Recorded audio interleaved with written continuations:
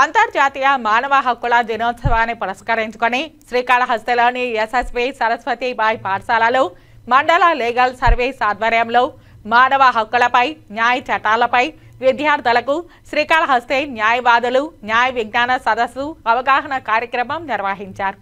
న్యాయవాదులు మాట్లాడుతూ మానవ హక్కులను ఉల్లంఘించిన వారికి చట్ట ప్రకారం శిక్ష పడుతుందని అన్నారు.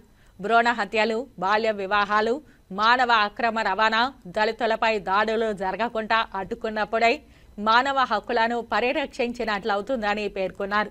ప్రతి ఒక్కరికి స్వేచ్ఛ, వాక్ స్వాతంత్రం, సమాజంలో జీవించే హక్కులే మానవ హక్కులని తెలిపారు. ఈ హక్కులను స్వార్థ ప్రయోజనాల కోసం కాకుండా సమాజంలో అట్టడుగున ఉన్న పేద, బలహీన వర్గాలకు ప్రయోజనం కల్పించేలా ప్రతి ఒక్కరూ బాధ్యతలు తీసుకోవాలని కోరారు. ఈ కార్యక్రమంలో న్యాయ సేవాధికారి సంస్థ, విద్యా హక్కు, జీవించే హక్కు, రక్షణ హక్కు, అభివృద్ధి చెందే హక్కు, భాగస్వామ్యపు హక్కులపై అవగాహన కల్పించారు. ప్రతి ఒక్కరూ చట్టాలపై అవగాహన కలిగి ఉండాలన్నారు. ఎవరికైనా ఎటువంటి న్యాయపరమైన సలహాలు కావాలన్నా శ్రీకాళహస్తి న్యాయస్థానాన్ని సంప్రదిస్తే న్యాయ సలహాలు అందజేస్తామని తెలియజేశారు. హ్యూమన్ రైట్స్లో డెవలప్మెంట్స్ వచ్చి మనలో ఒక రెవల్యూషన్ వచ్చి అప్పటి ఫ్రీడమ్ ఫైటర్స్ మన కోసం ఫైట్ చేసి ఈ హ్యూమన్ రైట్స్ అన్నీ కలిపితేనే మనకు ఫ్రీడమ్ అంటారు. 1 by 1 మనం నేర్చుకోవాలన్నమాట, తెలుసుకోవాలి. సో హ్యూమన్ రైట్స్ అనేవి హ్యూమన్స్కి చాలా ఇంపార్టెంట్.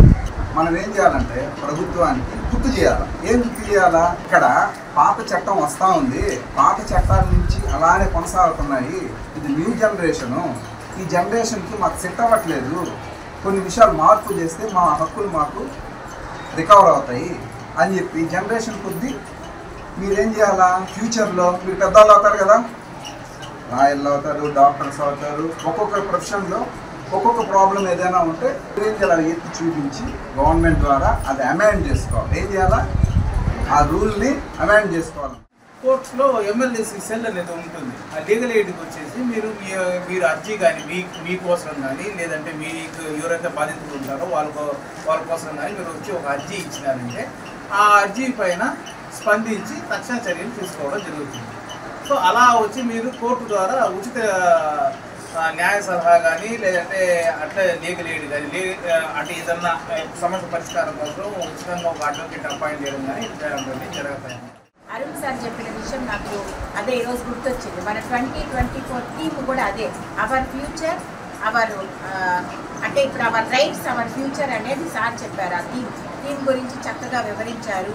అలానే సార్ కూడా ఉచిత నిర్బంధ ప్రాథమిక విద్య అందకపోతే మీరు ఎవరిని సంప్రదించాలి, న్యాయ సలహా ఏ విధంగా తీసుకోవాలి అనేవన్నీ చక్కగా వివరించారు. ఈ అవకాశాలన్నీ మనం సద్వినియోగం చేసుకుంటూ ముందుకు సాగుతామని సార్ వారికి ధన్యవాదాలు తెలియజేస్తూ